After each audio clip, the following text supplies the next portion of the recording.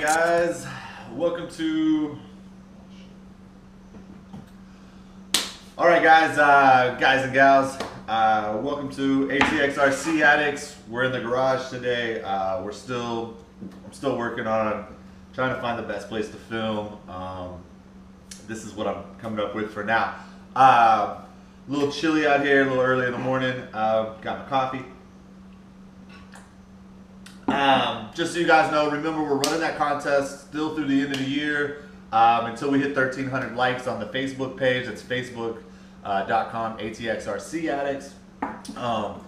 You have to subscribe to this channel, the page. Please subscribe to RC Logic, Stephen Moyer's page from RC Militia. RC Militia, subscribe to them. While we're giving shout outs, let me quickly shout out a couple more guys. Mike Phelps. Been buying a bunch of stuff from me lately, bits and pieces. Some other guys have bought some stuff that have really helped me fund my newfound love of this RC hobby that we have. What we're looking at today is I've kind of gotten a little bit out of the ground game. I still have ground rigs. I still got the Yeti Abomination. I've still got the Tundra. And I've still got my son's Yeti that I'm going to be rebuilding. But a couple of the other rigs are gone to help finance a lot of what you see here, as well as the upcoming 250 millimeter FPV ZMR build. People that know what I just said know what I just said. People that don't, they don't. Basically, it's a small version of a large scale quad meant for first person view racing. It'll have a camera that I can look through, that I'll use a view monitor, possibly goggles down the road, which I don't have. But anyways, we'll get to that later. Like I said, what this kind of episode of the ATX show, if you want to call it, is going to be about is Ike, who is inside the case. Ike is EYE-K. He is a DJI F450 flame wheel kit that was converted into a TBS, or Team Black Sheep Discovery. And it's running a NASA V2 autopilot system. So I'll get to that in a minute. Real quick, I know we're already saying that a lot. Here we go. I want to knock this out just to get it out of the way. This is what I'm calling my helipad, or my flight pad, my flight deck, my LZ or landing zone, whatever you want to call it. 24 by 24 piece of oak. I bought it from Home Depot, sprayed it with some blue paint that I had left over, threw a decal or two on it, cleared it with some varnish, which kept the sticker from being able to be peeled up if it accidentally started wanting to peel. I drilled a couple of holes in it, 4 white LEDs for spotting the center of the board, and then 1 center LED, which is going to be an amber color, and that is representative of the ATX, or Austin, Texas, which is the capital. So that's our LZ. We use this. I got this mainly because when my original setup on the 450, I had a gimbal that hung down low, and it sat about a ½ inch off the ground, maybe less. And I was worried about a rock or something when I landed on an uneven surface. So built this bad boy up. Like I said, bought it pre-cut, sprayed it, drilled it, put the LEDs in it, used Gorilla duct tape to seal off the wiring, dropped on a 9-volt battery holder, and there you go. So landing zone. There we go. Get that out of the way. Sip of the coffee. So this is the main reason we're here. A couple of reasons. I already posted a quick hit video last night on this case, and the reason was I had some people asking about it. I really wanted to get them some info, so I just did a quick video and uploaded it to YouTube on my phone. This case is a mil spec case like everybody always wants to find. You know about Pelican, you know about SBK. You may not know about Condition 1. I didn't know about them. The only reason I found out was another good guy, Jared Kuthrid. He's been guiding me through a lot of my build process as far as my ZMR 250 and getting those parts ordered. And then he's also been giving me some more kind of really good tips and hints and stuff. We've been sharing back and forth. I linked him the SBK version of this that I paid $140 for, and I paid $140 for an SBK with no foam in it. He linked me this and said this is what he was gonna try. I canceled that order and I ordered this instead. When I ordered this case was $99 from Amazon Prime. I got it 2 days after I ordered it, and it has foam in it. So great deal. When I posted the link last night, it has gone up to $117. I don't know if some people have started buying them and now they think they can make more money or what, but get in on it now. Condition 1, and it's a mil-spec case. You can find it on Amazon. I'll put the link in the bottom of this video too.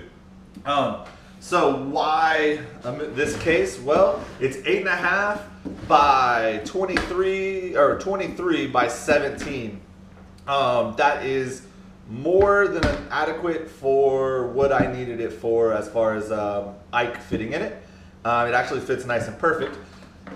It has 4 latches just like your other mil-spec cases. These latches have a little button in the middle, so when you actually latch them, that's not latched. You press in and you hear it click. It's got a nice rugged handle with a nice solid sturdy plastic. It's got steel pins that hold it in that look like they're able to be pulled out if you needed to and replace them. The hinge, which is always a very important part, is all the way across, which is great. It's got a solid steel rod, it looks like, in there. That's good. So let's get this bad boy opened up. And that's what Ike looks like in there. Now, you will notice that I keep my diversity monitor in here. It's actually got its OmniVision antenna. OmniVision antennas is apparently the way to go. I got some info on that from Jared, and I'll share that info here in a little bit. So here's Ike. He's in there with the FPV gimbal. Got my current blades that I currently use. You'll notice that they are labeled, which is important because when you balance your props, which everybody should do, you want to know which position they go on each motor, so they're always balanced on that motor. We'll get Ike out of here, and we'll look at the case for a second. My diversity monitor. All right, so here's the case. I don't know if you can see, but there's indentions, nice clean indentions on the foam where the monitor was sitting. I had it there, and there's no cutouts because it sits nice and firm and fine there. This cubed foam is actually really good. The only cubed foam I had seen before was really small cubes, and I went ahead and I ordered from a local upholstery shop a 6-inch block and a 2-inch block to change this out with. But I was able to cube it out and it worked just fine. So I'm going to keep it with the cubed foam from now, and I'm going to use the other foam down the road when I really, really know that this setup is everything that I want. I will put that foam in, cut it out nice and cleanly, and it'll also have some other holes and pockets and stuff for other things. But I don't want to ruin $30 worth of foam, which is actually a great deal, until I know that everything I have is everything that I want. So this will work just fine. So anyways, cubed foam. One more quick feature that people may want to know about is it does have a purge valve, just like all mil-spec cases. So, no more talk. No more case talk. All right, here we go. Before we get into Ike real quick too, let me go over this. This, $6, I got it from Harbor Freight. Fry's Electronics also has it. Obviously, it's got the ATX logo, Skunkworks Designs. What's up, Perry? Still doing great work. This is my field flight box. I actually got this before I got the mil-spec case. And I had, I'll talk about this case too, and I had this case. This case I got from Tower, and I got it because of all my purchases from them. They sent me some gift certificates basically, and I was able to pretty much get that for free.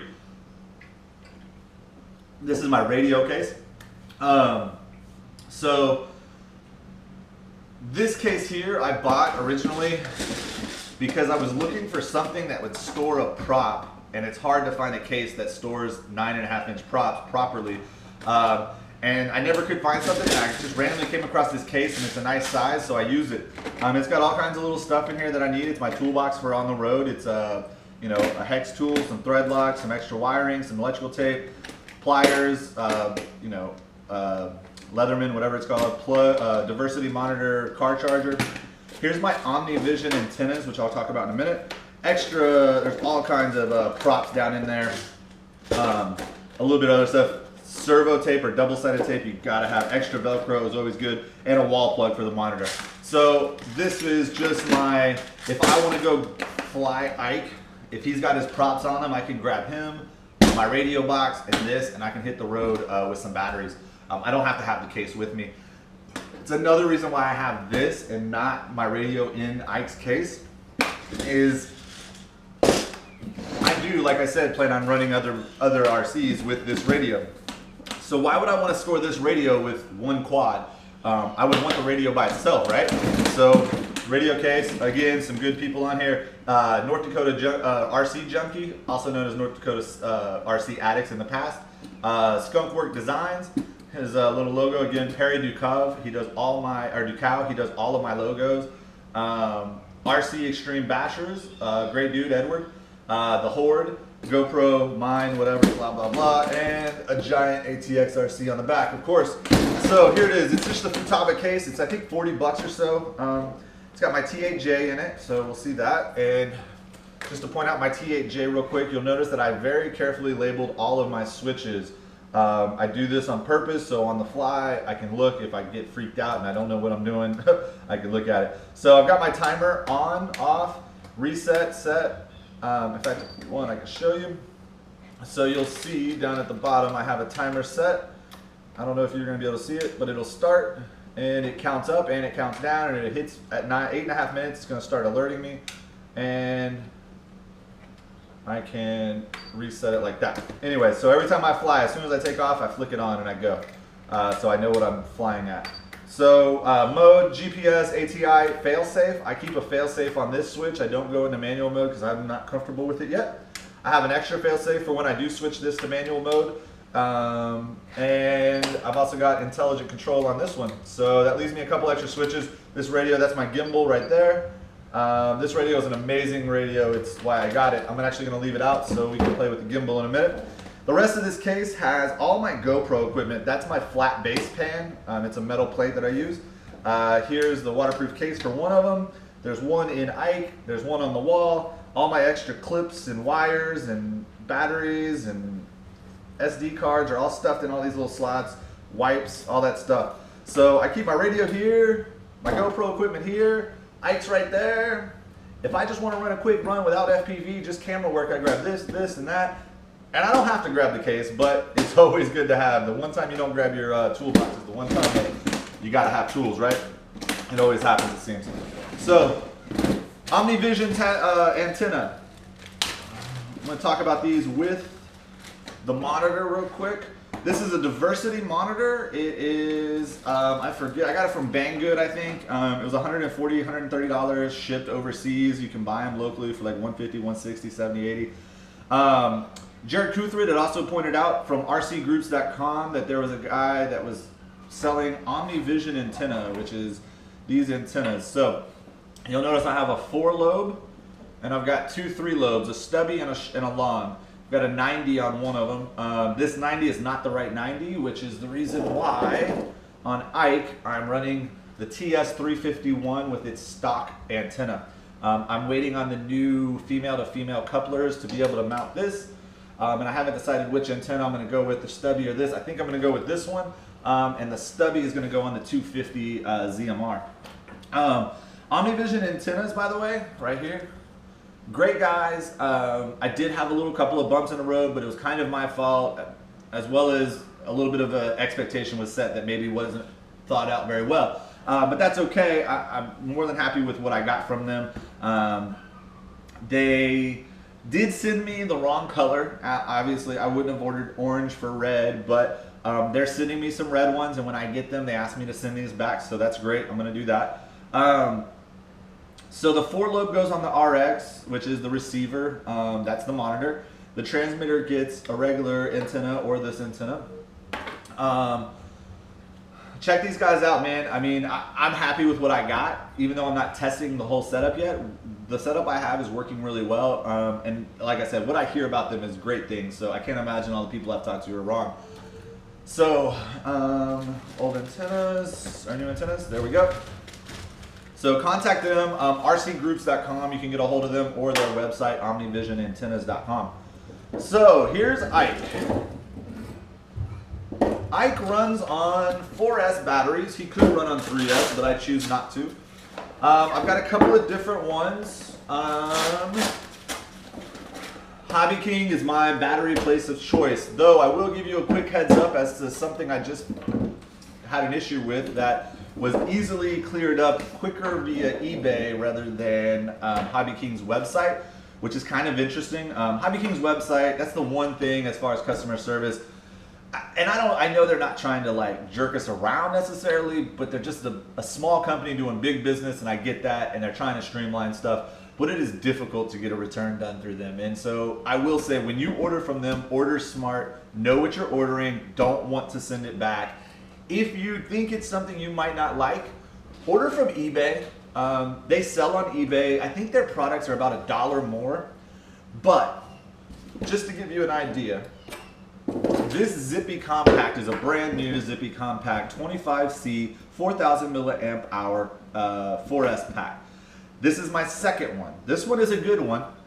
It came in the mail 2 days ago. The one that I got last week, which I had not tested by the time I ordered a second one, which was not smart. Always test one pack at a time, then order a second one, guys. I jumped the gun and I ordered this one. The first one came in last week. I ran it for one session after testing it, and one of the cells dropped all the way to 3.07 while the others were at 3.6s. Kind of terrifying, right? Especially in a very expensive quad up in the air, you don't want to fire. One of the cells was definitely feeling a little puffy. I charged it back up after taking pictures of all the voltages, and it got back up to cell voltage pretty well, so it's maintaining it now. I contacted Hobby King through eBay and gave them the information on this was my order, this is what I ordered, this is the voltages it rested at. They sent me an email back and asked me to send them pictures again of or this time of the warranty and the front of the pack, and asked me if I wanted a refund or an exchange. Because I have this one and I'm not sold yet on these, even though many people use them and say they're great, I went ahead and accepted a refund.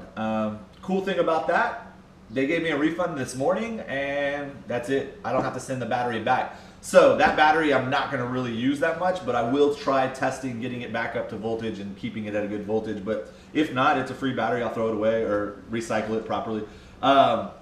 Anyways, so Zippy 4000 Compact. This is actually out of the Yeti 10th scale Abomination. It is a Turnigy heavy duty 4S 4000 milliamp. It is a fantastic battery. All you bashers for a ground game, get this battery. It is awesome. This 4500 is actually the same flight times that I get out of this 4000. I mean, is the same flight time I get out of my Nanotech 4500. This is a 2550. This is a 2550C. This is a 6120C. So I get about 10 minutes out of each one of these fully loaded.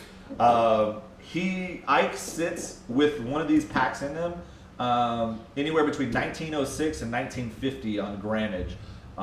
So 1900 to 1950 grams with both of these packs. With this pack, I get into the 1880s, 1870s, somewhere around there. So that's why I really want to run Zippies. They give me that little bit of extra weight reduction. But these two packs are rock solid. This pack is my favorite. I love Nanotech. I will recommend them to anybody. I've heard of a couple of bad batches in the past, but I've never had one, and I've got 30 of them probably over the last 2.5 years. So those are the batteries. We're gonna go ahead and shove the Nano back in, and you'll see this is, like I said, TBS Discovery frame with an F450 flame wheel kit. Ike started out as a standard F450 flame wheel. If you know what that looks like, it's got a circular top plate and a lower bottom plate that has a little bit of overhang on each side, but not much. It really makes for a tight fit for a lot of stuff. The other thing that this Discovery does is it actually changes the geometry of the arms slightly. What I mean by that is the arms are usually typically symmetrical. They're shaped, they're exactly the same angles, whereas right now they're not, and it's hard to see, but you can kind of see there. It's actually 19 inches across, 13 inches across. So, trash guys coming, guys. Give me a minute. So we're back. I went ahead and changed the framing on this too, just to get a little closer. So, like I was saying here, guys, I have a Discovery frame on here. As you can see, it says Discovery Team Black Sheep. This frame changes the symmetrical design of an F450 into what's called a spider quad. So it's a little more stretched out on the front, where the arms are pitched out and widened, and in the rear they're pitched in and tightened up. So what that does is it allows you to basically fly a slightly unbalanced rig because the center of gravity is actually shifted back. But because of the geometry of the arms and blah, blah, blah, and I don't really understand this 100%, so I apologize if I'm wrong, it allows for a much more stable platform for shooting FPV style, as well as the chassis allows you to lay everything out in a nice, clean way, and allows you to, like I said, achieve a different form of balancing in the way that you balance your rigs. So, just notice my receiver wire. All right, there we go. My antenna was a little out where it belongs. All right. So as you see, I got a folding GPS antenna. It makes it very handy, especially for the case. This antenna folds down if I need to. I have a Bluetooth unit, which is a huge, huge plus to have on one of these DJI rigs. It allows you to communicate with your phone and change commands on it, change programming, settings, voltage settings, gain settings, all that stuff that normally you'd have to set it down, plug in your computer, and then readjust. You can do on the fly with Bluetooth while it's actually flying if you want to, which I do not do. FPV camera, gimbal setup. This gimbal is from, I think, Good Luck Buy. I bought it. It's actually labeled as a TBS FPV gimbal. It does not bolt in, but it does zip tie in very easily, and it is very, very stable. I did get some jello yesterday, and I'm trying to figure that part out, but before that, I've shot 6 or 7 videos, and it's never had any jello. On the bottom, I have my LED unit, so when it's up in the air, I can see the status light. It does make it difficult when it's on the ground and loading up to double check, but I just make sure I double check. I'll throw my hand under there. Sometimes I'll throw a flat rock under it and you can see it off of that. On the landing pad, you can definitely see it. So that's all good. E300 propulsion system right out of the DJI Flame Wheel kit. Same thing with the motors. You'll also see the DJI IOSD. This is the heads-up display that allows me to feed the camera into it, and then it goes into the transmitter, and I get a heads-up display of a bunch of values as far as where it is, where it's located, what it's doing, battery voltage, all that stuff. I'll show you that in 1 minute. Besides that, I've got my LED blocks that I have from Fry's Electronics. And that's pretty much it. The TS51 transmitter.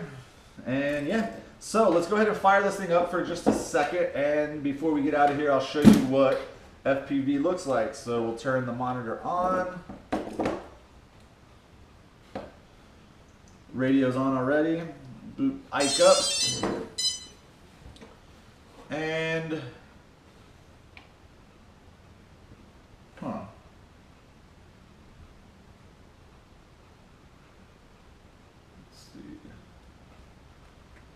getting a little bit of weird feedback out of it.